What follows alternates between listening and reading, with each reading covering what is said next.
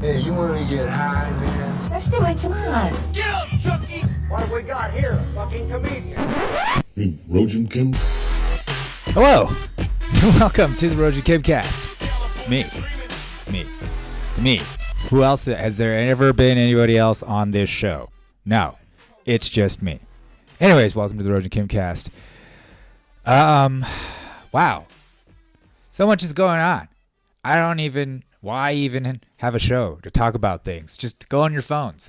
Go on your phones. That's what's going on. You want to know the news? Go on your phone.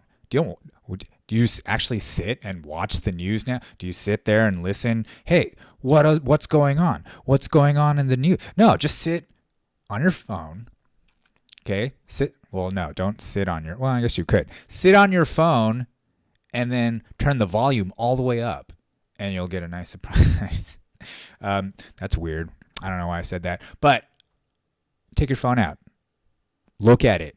And then just doom scroll. Doom scroll. Doom scroll. That's what the news is now.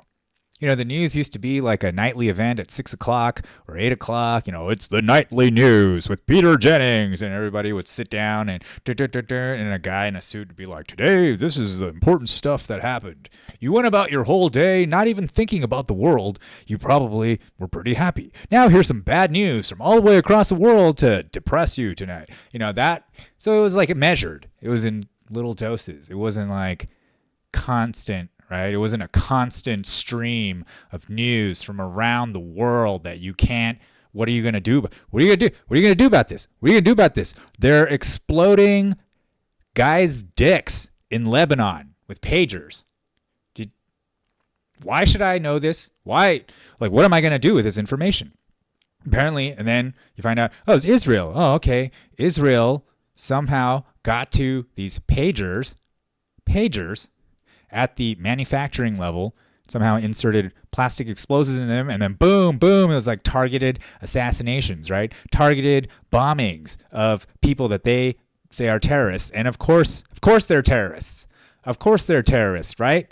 Because they wouldn't have been exploded if they weren't terrorists. How do we know we're terrorists? Because they were exploded. And Israel only explodes terrorists. Boom. Problem solved. It's just like when America arrests domestic terrorists. Well, how do you know they're domestic terrorists? Because they were arrested for domestic terrorism. That's how you know. And no questions asked, right? Remember the times when we would just drone strike people and we'd say they were terrorists? Well, how do you know they're terrorists? Well, they were drone strike. They were drone strike. They were hit with a drone strike. They were hit with a drone strike, okay? That's how you know. We wouldn't have hit them unless they were terrorists, okay? So there you go. That's how you explain the world now. It's all just through circular logic. You just go, how do you know it's a thing? Well, because it's the thing. Oh, okay. I guess I'll just move on. Then next, I'll just keep scrolling to the next thing. I just need my information in 15-second chunks, please. And then, what I'll do is read the replies underneath the thing. And then that way, I get a full picture of the world. Anyway, on to the next thing. Man, I feel terrible. I don't know why I feel terrible. I can't sleep. I'm just looking at my phone. I can't stop looking at the phone. So you know what the solution is? The solution is to put the phone in your brain, right? That's what we need to do. You see, it's just this whole pesky having to use your hands and needing to look away and, all that stuff. It's really, really just cramping the style of my doom scroll time. Like, I want to be able to doom scroll continuously without any movement at all, just like this. I want it to be like dreams, okay? I want my dreams to be replaced by doom scrolling.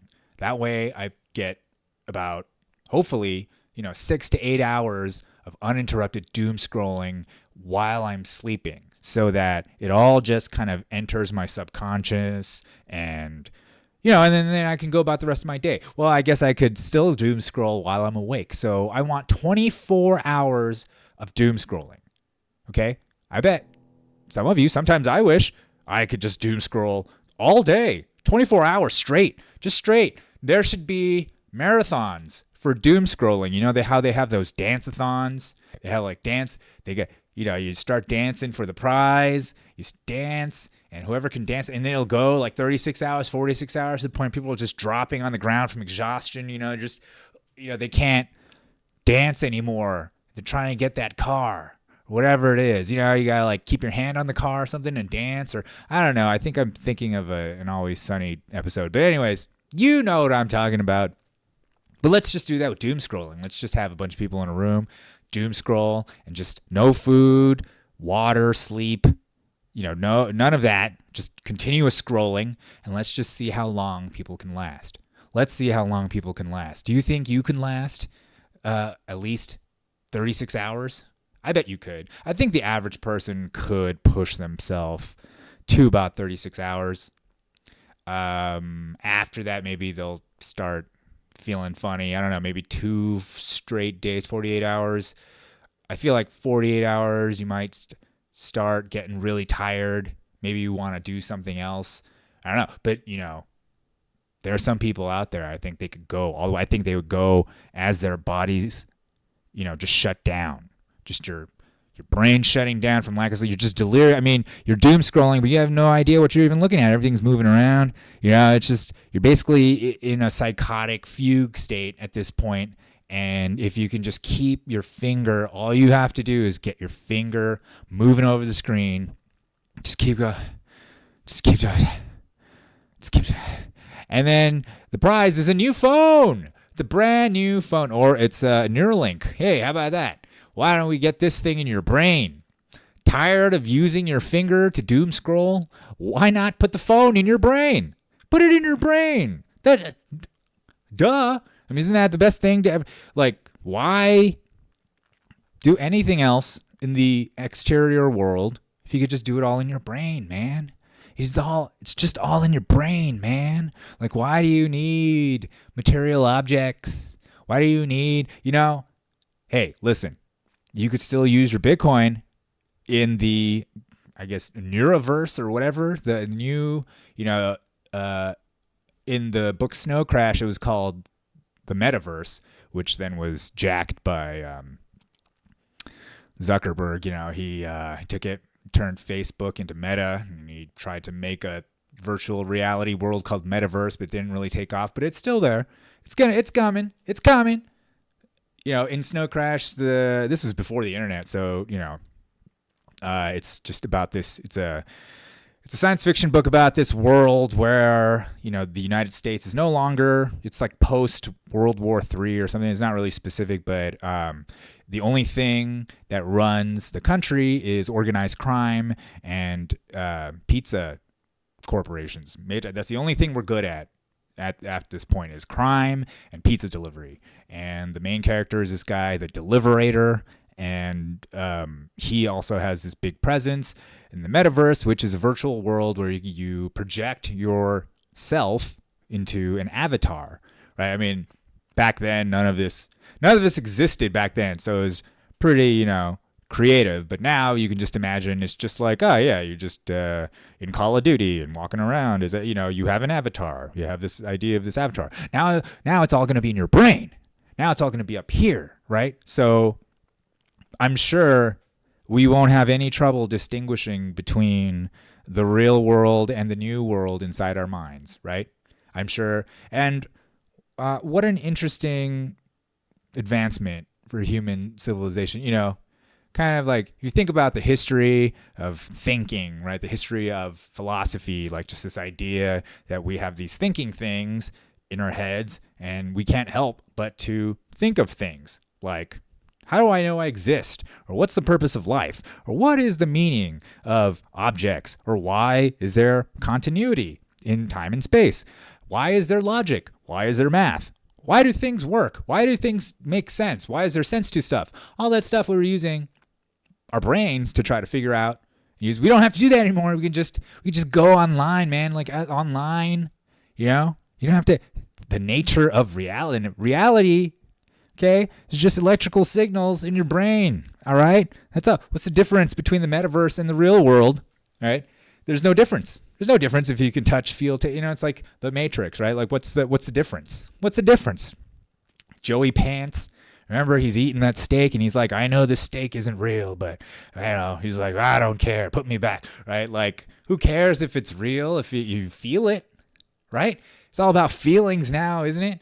What's real? What's real? What's real when there's feelings? When there's feelings, anything's real. It's all anything you want, anything you feel. It's like, I feel like I'm a woman. Boom. Reality is boom. You just change I feel like chicken tonight. It's a commercial, but I feel like it. And boom, you're a chicken, right? That's it. That's all it takes. That's all it takes. There are teachers who have to deal with their students who say they're cats, and then she has to put out litter boxes for them, and then she doesn't have enough litter boxes for the kids, and then the kids get in cat fights, and then the teachers get fired because they were being racist, and it's not transphobic, is it? It's something phobic. What is it? Furry phobic? No, what is it when you're a cat? What's that? What's that called? When you change your gender, that's trans, but what is it when you're a cat? When you just go, I'm a cat. That's got to be something. There's got to be a word for it. I feel like I want to say like kinderkins or something like that. I don't know what these kids are talking about with their Riz and the skibbity toilets and their mogging and the mewing. I don't know. Well, I don't know what's going on. So, yeah, anyways, things are getting crazy, huh? Crazy times. Remember when the first time Trump almost got assassinated? Remember that? That was the summer. That wasn't that long ago. Someone took a shot, or the whole thing is fake. It's one of 2 or 3 narratives, right? The narrative is that, okay, it was a legitimate attempt by the deep state to assassinate Trump, and they missed. And he's like, fight. And then like, that's so awesome, bro. Or it's like, yeah, right. Trump is in cahoots with Vince McMahon, right? Pro wrestling. He knows how to stage stuff. That was all fake. The whole thing's fake. It wasn't real. It's just a way to lionize Trump and get you behind him. Okay? That's all it was.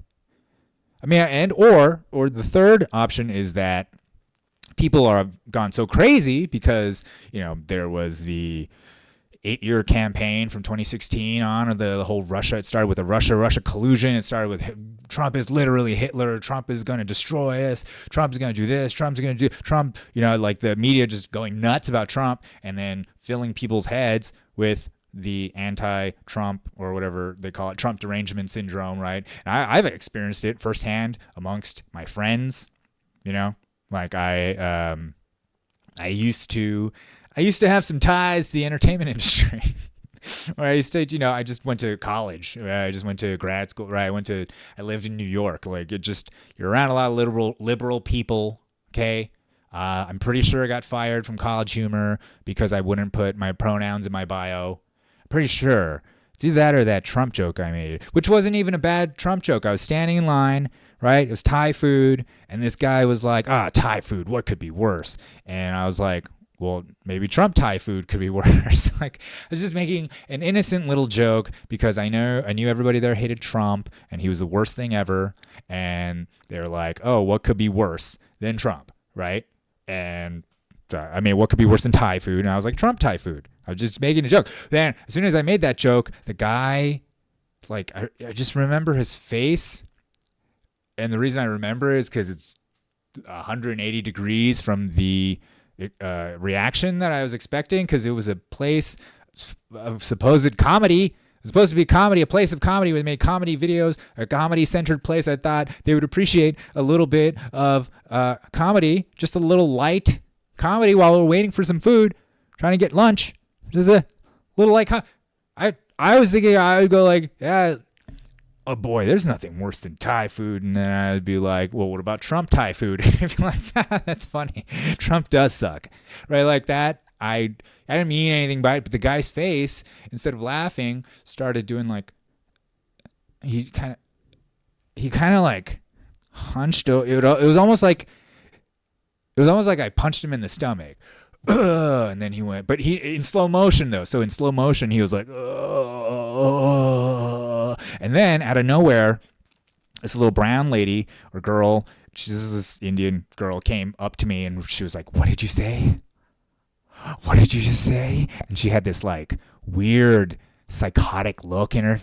This like, like she was smiling. You ever have someone smile at you, but then their eyes look fucking psycho? And you're like, oh, this is way scarier. Are you trying to smile to make it seem like it's okay? Because it just seems worse. This looks like the face of someone about to torture somebody. Like somebody, like it looked like she just pulled a red hot poker out of the fire and needed to get the safe code from me or something. And she was about to get, that's what it looked like.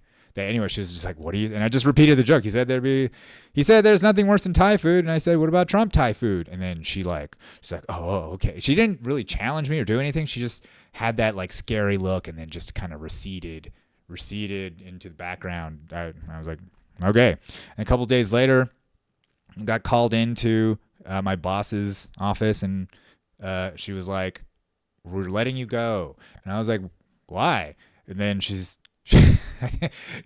was like she didn't expect me to ask why. She was like, we came up with a new job title. So your job title is no longer the same job title. We changed your job title. So yeah, we're going to have to let you go. And I was like, that doesn't make sense. But she's like, well, you can leave now. And so I was like, all right. Do I get paid for the rest of the day? And she said, yeah. So they paid me for the whole day and I got to leave in the morning. I was like, all right, see ya. So I took all my shit and left. And it wasn't until later I was like, I think it was because of the pronoun thing, because one of the cast members at College Humor, she was a girl, and then she said she was non-binary. So she's not a she, she's they, them. And then everybody in the company changed their Twitter bios to put the pronouns in the bio in support, except for me. I mean, they didn't put out a memo. I mean, probably because that might have been illegal at the time, but they like didn't put out anything saying like, hey, I think it was just something culturally known or something. And I just didn't care. I was like, why? That's great. You're a they now. Awesome. I probably have more of a militant stance now where I'm like, you're a she. But back then I was just like, all right. I didn't really know what it was. I was like, I don't really care. I didn't know what the big deal was. I didn't care, but I didn't want to do it. He, him, I'm a he. I'm a guy. Please, I could be a her. I could be a her.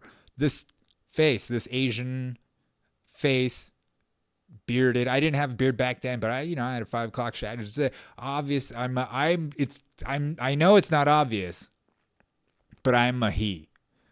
I don't know why.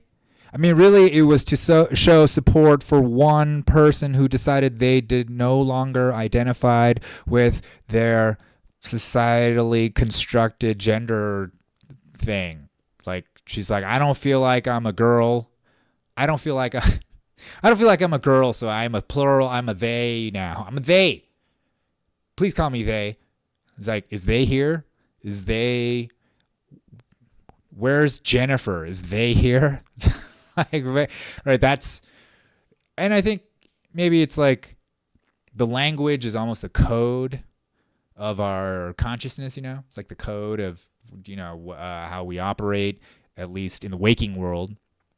When we dream, it's a little weirder, I think, because it isn't just the language part that you're operating off of. It's all the other stuff, the visual and all that stuff. And probably does make sense. That's why the dreams are not logical, right? Not like the real world, which needs to be logical if you're going to move around in space and survive. And, and you suppose there is meaning to the world, right? That it isn't just some chaotic swirl of atoms, which maybe I used to believe. I don't know. I didn't know what I used to believe. But anyways, pronouns. It's just changing the nature of it's like now looking back, I see it's like, oh yeah, it's some weird like neurolinguistic programming thing where you can change the nature of reality, you change binary structures, you change things, forms that have been known for all humankind because of politics, because of this cultural Marxism, right? This idea that, it isn't an economic like bourgeoisie versus proletariat, they call it the Hegelian dialectic, right? The two forces. You got your thesis, antithesis. They clash, and then from that a new thing comes, synthesis, right? Like synthesis, like just the idea that it used to be like slaves and masters, and then that clash, and out of that came this idea of like aristocracy and peasantry, right? And then they clash, and then it became the bourgeoisie and the proletariat, and they're going to clash, and then it's going to be the glorious communist revolution where everybody is the same. There's no bourgeoisie or proletariat. We're all the same, and everything's the same. So that's why there's no genders anymore. That's why we can't be a he or a she or you can be whatever you want. That's why there's these structures. We got to abolish the structures, break it all down, right? Because it's so corrupt. It's so corrupt that we have to destroy the nature of reality, and then we'll make a better one, of course. And that always works out, right? History shows us then that when people try to reconstruct things, tamper with nature, that everything turns out for the best. Some might argue America was that. Some might argue that America was this innovative thing, and look at us. Look at us. Look, we're on top of the world right now. We're on top of the world. We're hurtling toward World War III. We're printing money like it's going out of style. We have no more morals, no more anything, really. We're fighting about the very nature of human biology, human sex. We can't even call people he's and she's. We can't even do that. We can't give a blue blanket to a baby when they're born anymore because you're whatever, something phobic. You're bad. Whatever it is, that's bad. Pink blankets, blue blankets, using color to denote gender roles. It's just, everybody gets a gray blanket. Gray blankets for everyone. I don't want to see pink or blue or whatever, a gender reveal party. When you have a gender reveal party, that smoke needs to be gray, okay? Not blue, not pink. We're not gonna put preconceived notions of gender in people's minds because of the color of the smoke. No, there's no smokeless. Smokeless. In fact, when we have a gender reveal party, all the reveal is gonna be is that it's whatever the kid wants. Okay, so the gender reveal party really isn't gonna be until the kid can talk. 2 or 3. So 2, instead of a second or third birthday, we'll have a gender reveal party. Okay. And then we'll just stick a microphone, like this in front of the kid's face. You're like, what are you, little Timmy? I'm a girl or whatever. And then everybody's like, it's a girl. And then you can set off the pink. I think then you can use pink smoke. So the baby has to say what it is as a gender, and then we have the appropriate smoke, right? You can't handle that smoke. You get the appropriate smoke for that baby, whatever that baby wants. And if that baby changes his mind, no, I'm a boy, you have to have the blue smoke ready. Let off the blue smoke too. Fucking let them both off. But what if he's non-binary? What if he says like, not non-binary? So then, I really don't, non-binary. I guess there's no smoke. No smoke for the non-binary, right? No smoke, you weirdo. Pick one. No, all right. Anyways, I got fired from College Humor because I wouldn't put my pronouns in my bio. I'm pretty sure about that. And so now here we are.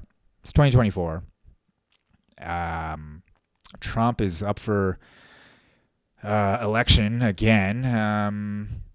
He has now had two to three assassination attempts. So there's another one where somebody shot at him while he was playing golf in Florida. He was in the bushes with an AK-47. This guy was a total, I don't want to pull up his picture or whatever. The guy was blue-haired, gay 50-year-old man who went to the Ukraine to fight. It's like he involved himself in every single psyop in the past 20 years or whatever. He probably wore a mask and vaxxed himself, right? And he probably believed 9/11 wasn't an inside job, or maybe he believed it was an inside job. I don't know. It's hard, either way, it seems like a very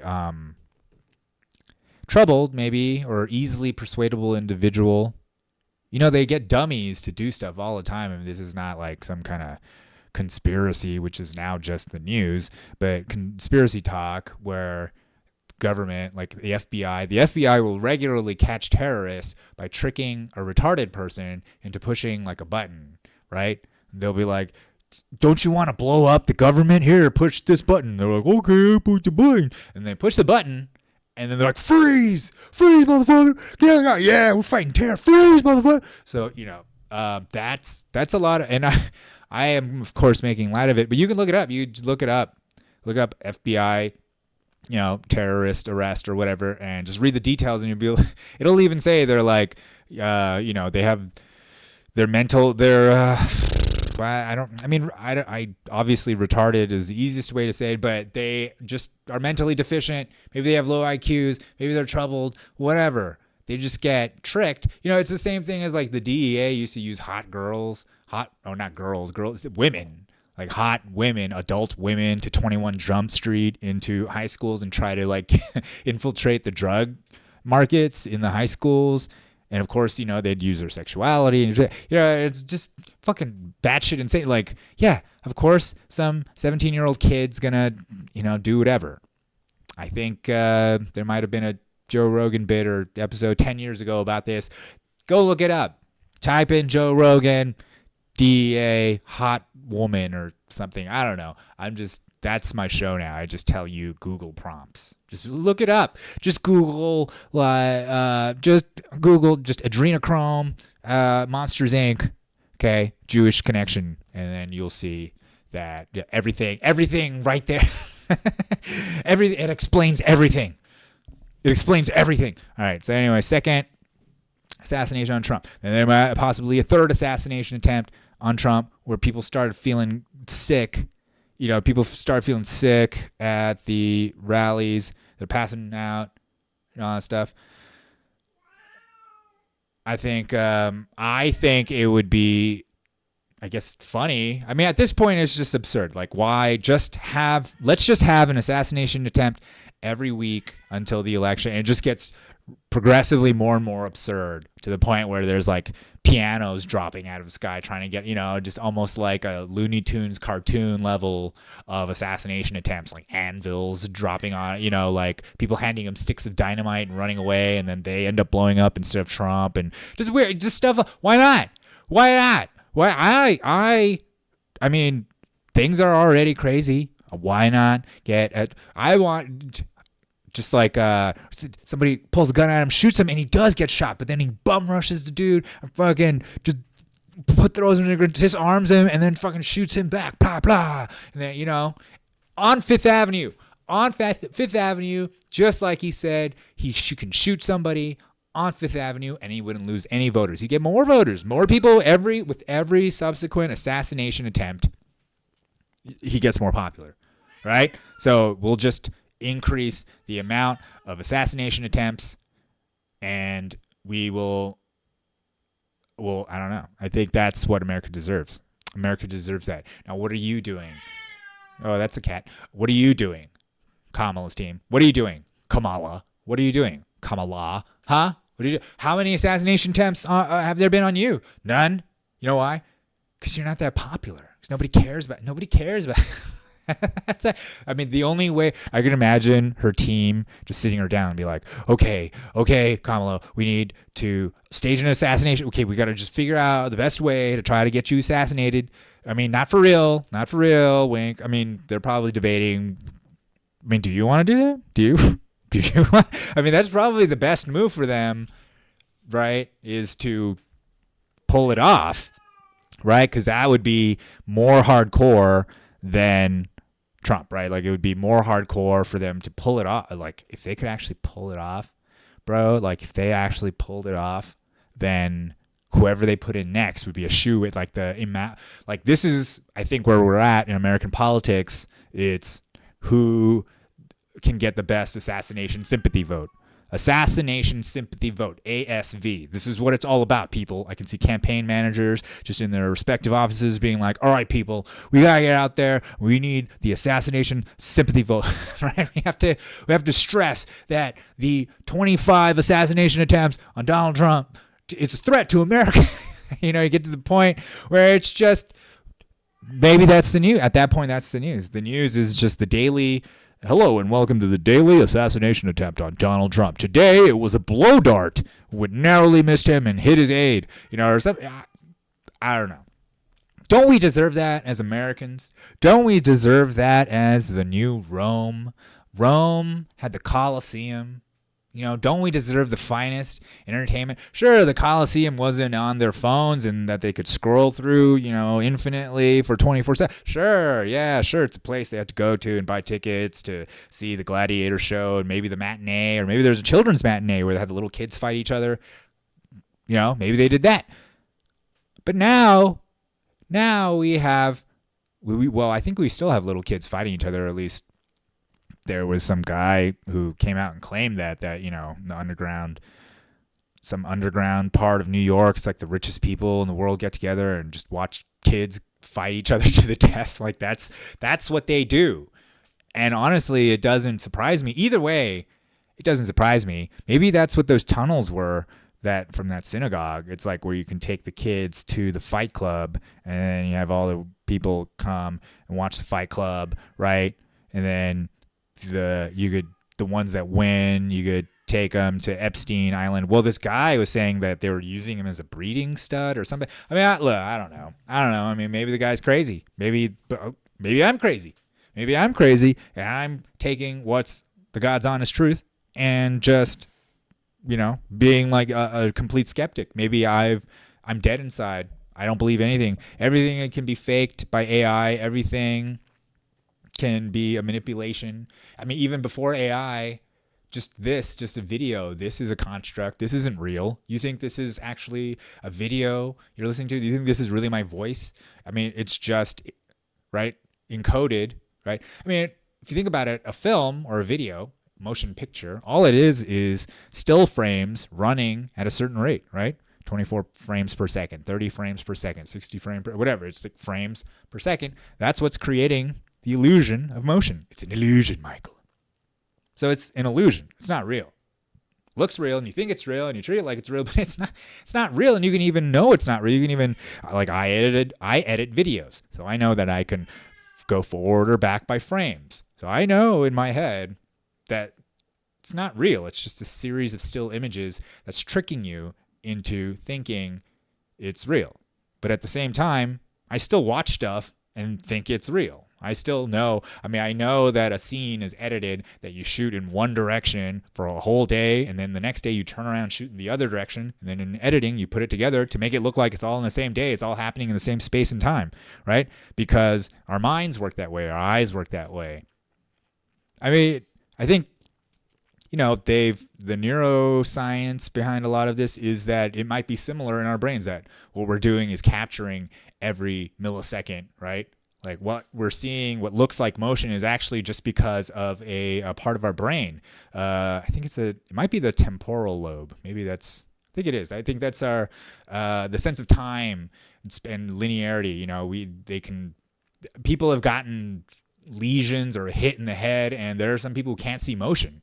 They can't see it. They can't pour themselves a drink because they pour the drink and 1 second they're pouring into the container, right? They like say you have a glass of juice, like you have a glass of juice or a glass you want to put juice in. You got your juice bottle, you're pouring it, it's going in, and next thing you know, it's overflowing because you can't see the motion in between. Like people would get hit by cars because they try to cross the street thinking the cars are far away.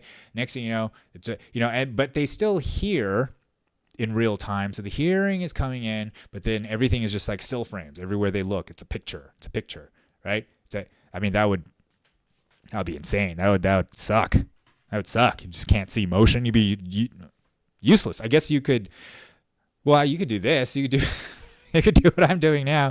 You could do a podcast, or you could do a video, or you could do whatever, because you could Stevie Wonder that motherfucker. And yeah, you could be Stevie Wonder. You could be Stevie. Maybe Stevie Wonder isn't blind and he just sees in still frames. That would explain a lot. Well, anyways, our sense of time, right? Like that's an illusion. It's all an illusion, man. It's all that isn't to say things aren't real or things are, at least I believe things are real. I mean, that's all I can really do. You can't really prove it, but what can you prove really beyond material things? Beyond, what can you, or even when I say material, I just mean things you can show, right? Like even math. Math is an abstract thing, but you have to write it down. You have to turn it into some kind of symbolic language, some construct in order for people to look at it and go, oh, okay, unless it's just math in your head and that's it. You don't do anything with it. And then I guess it's still true, but what good is it really? Just go on Neurolink, right? Solving math equations, and there you go. I mean, how does Neurolink even work without math or any of this stuff? How does it even work? How does it work? I don't know. I mean, does it?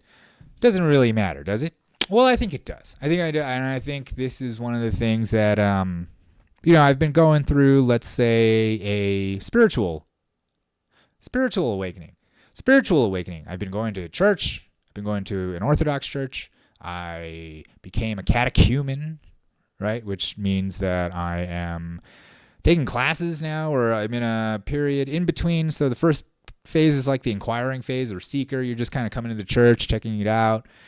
But then, I made the decision, okay, along with my lovely lady Nicole, like we both made the decision to enter the church or try to enter the church to become catechumens. And it was pretty cool. There's like prayers read over you in the middle of the divine liturgy, which is like Sunday mass for Catholics, but it's called the divine liturgy in the Orthodox church.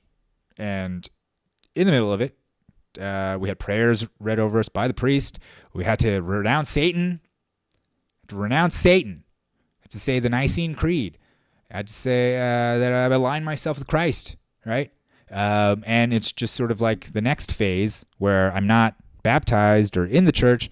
It's a period of time where I'm learning about the church, learning about church history, learning about church theology, learning about all this stuff, and I think definitely COVID was the accelerant. COVID was like, there was a flame there.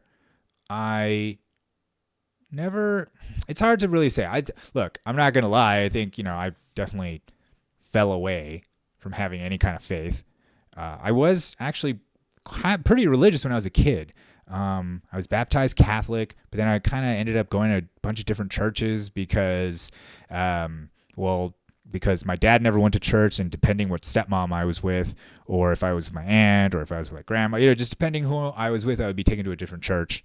So church was kind of all over the place, but I did get baptized as a Catholic. And I read the Bible a lot, and I love Jesus, and I just, but then I think it's just a series of things. It's like growing up in a very secular society in LA, going to public school, very secularized. Lots of Jews there, so it's like being Christian was seen as weird. Like I remember the Christian girls who would always sing. They were weird though, because they would always sing these like Amy Grant songs and like rock back and forth a lot. And it just, it didn't seem cool. And you just care about being cool back then, right? On top of that, my dad like divorced again, right? And then sort of a lot of these kind of, he basically like lied and told me my first stepmom was my real mom and the second one was my real, and then the third one, he's like, it kind of like breaks your whole worldview. On top of that, I was pretty much a latchkey kid or child neglect, right? No one was ever around, kind of left to my own devices. It was the secular world that brought meaning, comfort, maybe drugs. Drugs started coming in the picture when I got older, right? So, sure, I could say that I've questioned things, but I don't feel like never really renounced God. I never really considered myself an atheist, because I think one of the things that really struck me, kind of stuck with me as a kid, was learning about Socrates, learning about philosophy, and just the idea, that Socrates, he said, the wisest. He went to the oracle at Delphi. He asked the oracle, who is the wisest man in the world or in Athens? And it said, it's Socrates. And then he was like, nah, dude, it can't be me. And then he came to just the realization that, okay, maybe she said it's me because I know that I don't know. Maybe that's why I'm the wisest. So maybe wisdom is truly being able to know that you don't know. And that's sort of where I kind of found myself. I guess that's an agnostic position, that I don't know. I always felt something was there, but I just didn't know if it was organized. I think I would say that a lot. And I hear my friends saying that a lot. A lot of people say that. I don't like organized religion. I'm spiritual but not religious. Or I believe in God or Jesus. I believe in this. I believe in that. But I don't believe in organized religion, because it's corruptible. It's the traditions of men. It's but it's all traditions of men. There's no like non-human element to anything, spirituality, religion, anything. Drugs is very communal. Like all of it. Atheism, it's communal. It's like there's men making traditions, men making things, men and women. But you know what I mean? It's human beings. It's all human beings making human things. So that's not, I don't know, really a metric. And I think COVID really accelerated things because it became clear to me that most people's God became the state. In the absence of God, we will fill it with something, and it could be the state. Maybe for me, it was comedy. Maybe that was the highest value I found. For the longest time, that's how I lived. I'd just go out, do comedy. I didn't care. I didn't care about anything else. Just doing comedy. I didn't care who I offended. I didn't care what was right or wrong. Was it funny? Am I trying to find the funny? I didn't care if I was funny as long as I was trying to find the funny. I would torture people for who knows how. I mean, never at a show with real people, but when I would go to open mics and do comedy in front of other comics, you get 5-6 years in, you're like, what?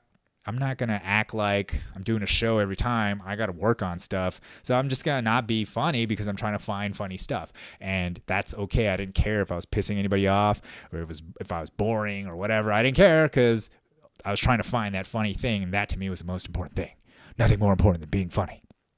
But there's more to life, than just laughing at something. More to life than comedy. More to life than anything, really. More to life besides life, right? Itself. Life is one of the, possibly the highest value. But even life, some people would rather die than do other things.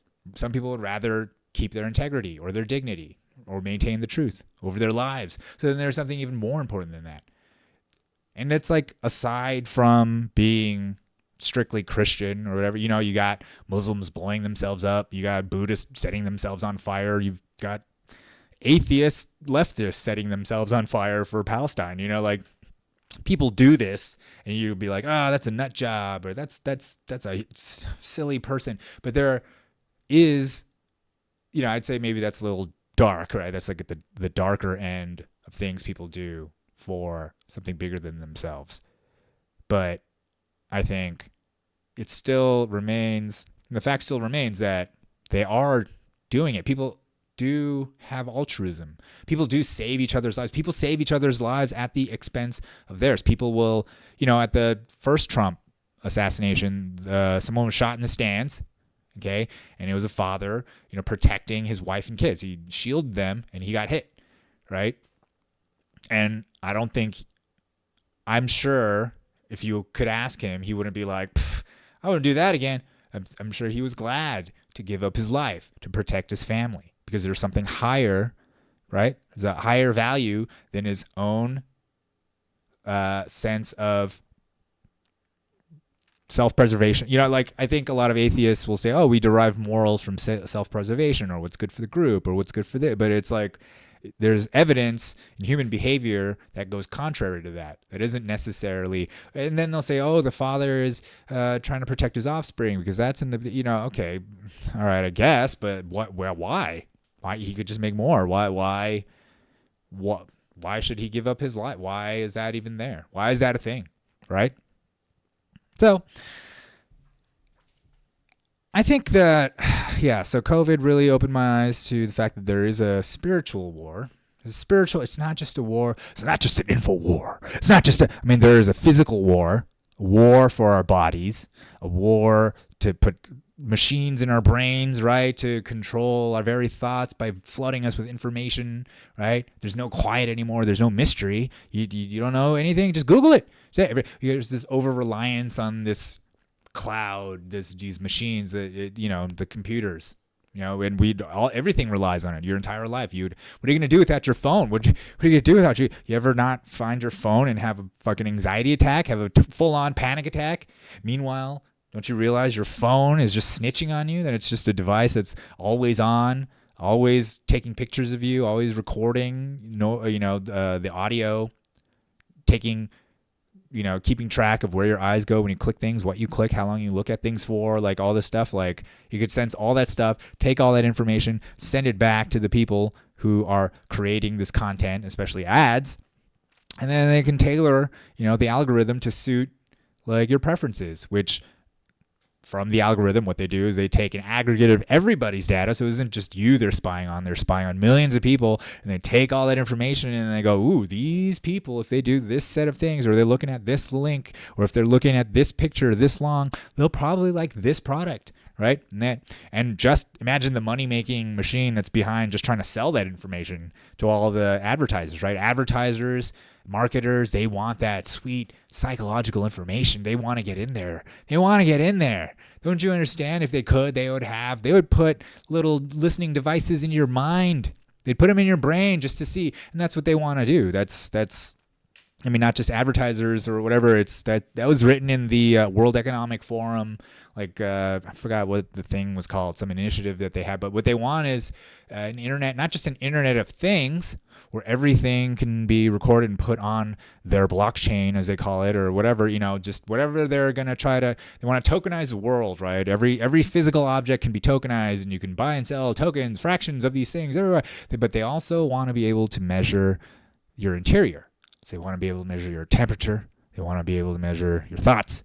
They want to be able to measure how your heart rate goes up at certain things. Maybe you see a little picture and your heart rate goes up and your cortisol spikes, and you're like, you got, and they can start building profiles on all the people who react a certain way to something, and then they go, here's something to sell you.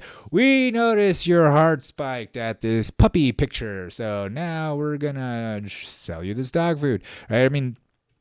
Why not? That's gold to these people. That's what they want. They want to get in there. They want to know everything. They want to know the very nature of your thoughts. What are you interested in, right? So you could see during COVID, people they were relying on the science. They were relying on the government. The vaccines came out. They're like, oh, yeah, no, we trust you. Yes, give us the out. Give us the out, please. You put us in a state of panic, and then they gave us the out. Don't you want to go to concerts again? Don't you want to go see Smashing Pumpkins play at the Forum? Don't you want that? Don't you want that? Dude, then take the shot. Just take the shot. It's safe. It's safe and effective. And if you don't take it, you're killing everyone. Don't you want to go to see Tool? Don't you want to? Actually, I don't know if Tool or Smashing Pumpkins did the vax. Most of them did. Rage Against the Machine did. Rage Against the Machine. I don't even know if that's... I remember back then, it came out that Rage Against the Machine was mandating vaccines for concert attendance, and then I can't find it. I'm having a hard time. I don't know. Did they scrub it? Am I going insane? No, but I remember making the joke about like, fuck you, I won't do what you tell me unless it's to obey a state-mandated vaccine mandate. Like that. I remember, yeah, fuck you, I'll do what you tell me. Fuck you, I'll do what you tell me. Fuck you, I'll do what you tell me. I remember making these jokes. It's not out of nowhere, is it? I don't know. Anyway. I remember I was still in the middle of the lockdowns, and I had a neighbor. This guy was nuts. But he was cool. He'd drank. And he was like based. He didn't believe in the masks or anything like that, but he was a very militant Jew. He was a Persian Jew, which is really combining two of the worst things. Like if you like combining two, it's like a liger, it's like when a lion and a tiger procreate, and you get this third thing that you're just like, what? Anyways, but he was a nice guy in so much as like partying was cool. And I remember I was partying with him. We were doing shots, drinking, and I remember he was just like, he's like, how those Christians are, they're just ruining everything here. They're so like, they're so just like I can't remember. Honestly, I can't remember exactly what he was saying. It wasn't good. Okay. It wasn't good. Something in me was just like, I'm Christian. It was really weird because I wasn't. I mean, a practicing one. But something, maybe it was just all the Bible time I had and all the church time, and then the Jesus being, the taken by the Sadducees, or the Jews, they chose Barabbas. I guess, I don't know, like all that stuff maybe was floating in me, and I was just like, I am a Christian. I don't know what it was. Made things really awkward, but we still drank, and that was that. But I think from that point on, I started thinking, whoa, well, that was weird. That's really weird why that happened. And I do also think, Bitcoin had something to do with it. I started getting into Bitcoin. I bought Bitcoin a long time ago, but I didn't really look into it until the lockdowns, right? 2020-ish. That's when I was really that's when I think I kind of started understanding it. It's not like I really understand it like an expert now, but I understand it enough. Just like I understand how a car works, but I don't know everything about a car. I don't know everything, but I know how it works. I know how to use it, So I don't think it's necessary for everybody to understand the intricacies of Bitcoin and how it works and this and talk about it all the time. At first I did, just like I did with jiu-jitsu or comedy or anything I get into. Of course, I'm going to talk about, evangelize, be all into. Even now with Christianity, I'm super into learning about church history, learning about different theologies and all that stuff. I'm interested in it. Okay. Can't help it. So Bitcoin, was that big part of my life. It was a big part of, I guess, the truth-seeking mechanism. That's what I would call it, truth-seeking, because the underlying thing about Bitcoin is that it's not fiat. It's not printable. It's not, you can't just go, all right, let's just make another trillion of these, and just dump them onto the market. Let's just keep printing more. It was like gold in that way. And I was kind of, I wasn't a gold bug, but I understood why people like Ron Paul were advocating for the gold standard, or going back to tying the dollar to something like gold. Gold was scarce, right? It was fungible. You could melt it down, make new pieces.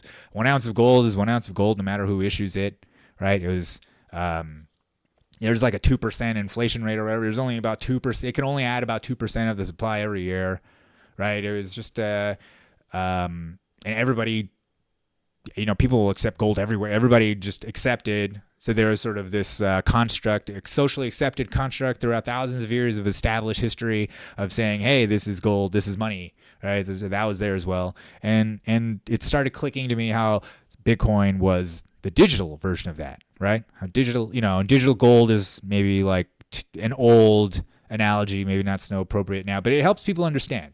Okay, this thing is scarce. This thing is actually digital, but it's scarce. So imagine something that has the properties of gold, but you could just transfer on the internet.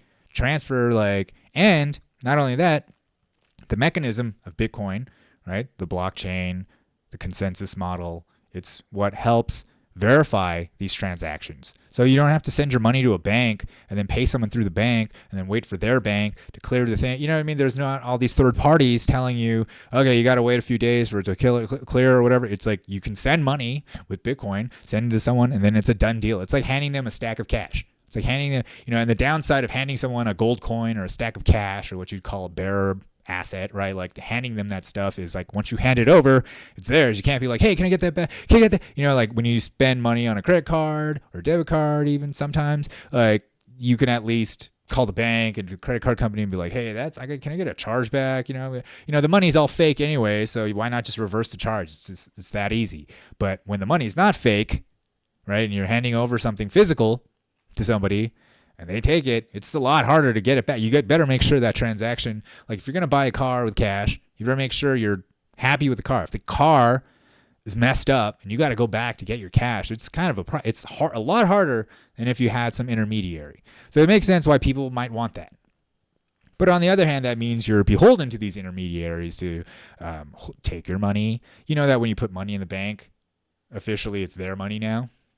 That's like part of opening a bank account as you sign the thing, and you're agreeing that when you deposit money into the bank, it's no longer it's theirs, it's their asset, and it's your liability. It's like, you know what I mean? So they could do whatever they want with it. They could that's what they do. They take that money and then they play in the stock market. They buy bonds. They do this. They flip the money, right? And they even take $1 and then loan out $10 back to buy that $1, right? They'll do that. And that's something that's can't really do once you have a bearer asset, right? Hard money per se. Like you have something that isn't just you can just print, and you need third parties to basically tell you what the value of the thing is, whether you have it or not, right? So it kind of puts it all in your hands. But at the same time, you can verify using the blockchain. You can verify the transaction. Once it goes through, it's like it's done. And everybody can see it's done. You can't lie and say, oh, it didn't. It's like, no, it's right here. You could, and that is a truth confirming mechanism, I think, that seemed revolutionary to me. I was like, wow, it's actually possible to say this is done. This is a done deal. The entire network can look at it. The entire network can be like, yes, this amount, X amount of money has been transferred from this wallet to this wallet, and that's it. Moving on, right? And you can confirm it. You can go back and look at the transaction. It's all there. The downside to that is that now all of that is heavily surveilled. But that's sort of like the trade-offs we have, right? You got your sort of like verifiability, but then you also have security. And the more you want to verify something, the less secure you really are. It has to be exposed to everybody, right? Everything has to be exposed so that everybody sees the truth, and then we can all agree through consensus that this is true, and then we move on to the next thing. And I found that Bitcoin tends to make certain people religious. A lot of people become religious, gone back to maybe whatever they grew up with, or maybe their faiths became stronger, or they invent new faiths altogether. I think one of the issues in the Bitcoin community is this over-reliance on money, right? Like money as your god. Money, Bitcoin, it seems so perfect. It's so perfect. It's mathematically perfect. It must be like God. It must be God. Bitcoin is God, right? It's a super, super cringe take. Hold on. I'm going to pull up. Let's see. So my friend Chadley, fellow TEM member Chadley Marsh. Follow him at Chadley Marsh. Okay, here he is. All right, he created this thread where, when Bitcoin becomes your god, right? And he looks like he got blocked by this person. Here's Pastor Coin. Pastor Coin. I mean, to me, that's one of the cringe-tastic, mighty cringe. Okay, it's very cringy that you would infuse Bitcoin into Christianity, and then you're like, I'm a pastor for Jesus and Bitcoin. You got your Bitcoin, and then Jesus said, you shall have your Bitcoin, and you can divide the Bitcoin amongst the 5,000, and lo and behold, Jesus took 2 Bitcoin and, turned it into 5,000 Bitcoin. Like, it's just, what? And so here's Pastor Coin. Convinced my wife to sell her engagement ring for more Bitcoin. Ask me anything. Great. Wow. Amazing. And of course, Chadley's comment is, Pastor shows his commitment to Bitcoin by selling a symbol of a previous commitment. Right? You're like, yeah, this thing that's supposed to be in a blessed union under God, with the symbol of that's nothing compared to this computer money. This perfect computer money is not perfect union, a perfect union between man and what? No, perfect money. That's what's right. And here you go. Can't get more literal than this. Satoshi is God. Satoshi is God, says Max Kaiser, the Pope, the Grand High, the Vicar of Satoshi, the Pope of Bitcoin, the Pope. They're only okay. Wait, hold on. Now I'm looking at this thing. This guy says the logic of God and religions. There is no God. There is only one God. The first possibility is understand Also, in that case, all religions are wrong. In the second scenario, there are two implications for religion. Only one religion is right, all others are wrong. Which one? Endless debate. All religions are wrong. That is, there is one God, but there are different interpretations, and no one can claim to know the absolute truth. No one! Nobody can! All right, well, nobody can claim absolute truth because it's absolute. I mean, that's duh. Like, I mean, that's just the nature of absolutes. You'll never know everything. You can't. In fact, there's probably only one being, an uncreated being in this world, in this universe, in existence, pre-existence, that has that, and that would be God, the absolute mind of God. The absolute truth is intertwined in the... I don't want to get into this. I'm an hour into this. I don't want to... Do I want to start talking? Maybe I'll save it. Save it for next time. Okay, I'll just get through this. All right. I'll just get through. Okay, a few more of these. All right. Here we go. When responding to a post about people who don't worship God, will just worship something else. At Alexander the BTC instantly proves the point. So Alexander the Bitcoin. Such a stupid, simple mindset. We only have two choices: worship the Christian God or government. A true Bitcoiner would not want to be a serf for anything, government or deity. Worship sovereignty and liberty if you want to worship something. I don't understand what you're even saying, what this person is even saying. A true Bitcoiner. That's like the no true Scotsman fallacy. A real Bitcoiner wouldn't think that. A real Bitcoiner, literally all it takes to be a Bitcoiner is to have Bitcoin, okay? Is to have Bitcoin and use it. Okay, maybe you're a Bitcoin maxi where you say it's only Bitcoin. I mean, some people have that level of like, what does it mean? I mean, it's just like being a Christian. What does it mean to be a Christian? Does it just mean you believe in Jesus? Or you could just say, I believe in Jesus. He's my Lord and Savior. And that's it. Boom, you're in. Or is it that you have to follow the one true church that was established by Jesus, not just a Bible, not just anything? I mean, maybe that's it. I guess because I was a Bitcoin, or it was, but I am a Bitcoin maxi, you know, because I see the fakeness of all the other coins. All the other coins are basically copies of Bitcoin because they're all like, hey, we could do, you know, Bitcoin is slow, so why don't we do fast Bitcoin? Or Bitcoin doesn't do smart contracts, so why don't we do smart contract Bitcoin? Or what? Bitcoin's not private, so why don't we do private Bitcoin? You know, like, it's basically iterations of the original, but improvements depending on what people want, which it's human nature, but you could see that happen with Christianity. That's why you have, you know, gay female pastors wearing rainbow cassocks and reading the Queen James Bible. That's for the inclusive church. You know, stuff that has nothing to do. It's like politics infused in Christianity. It has nothing to do with it at all. But suddenly it is, because if the individual, it's up to me to interpret it. And of course, speaking of, shout out to Chadley Marsh, the individual interpreter of the Word of God, which, hey, listen, follow him on Twitter for he's funny guy, hot takes. Well, anyways, look at this thread. He just keeps going. The Bitcoin is my religion. Bitcoin. It's possible that Satoshi was God. Now Satoshi was God. Yeah, of course, because he created this perfect thing, and that's why and the perfect thing being money, right? Money, ultimately a material object, saying that the immaterial force of this world, the uncreated force of the world, is a creation. That's a heresy. You know. Look at this. Look at this this AI picture. It's an AI picture of Jesus and Buddha. What the hell is this? All right, so it's an AI picture of Jesus with a Bitcoin in his hand, and then possibly the Bible. But at this point, since there's a Buddha here, that could be the Quran for all I know. It could be the Book of Mormon. It could be anything. It could be the Bhagavad Gita, right? Like, Jesus has a holy book in his hand. It doesn't matter which one, because they're all the same.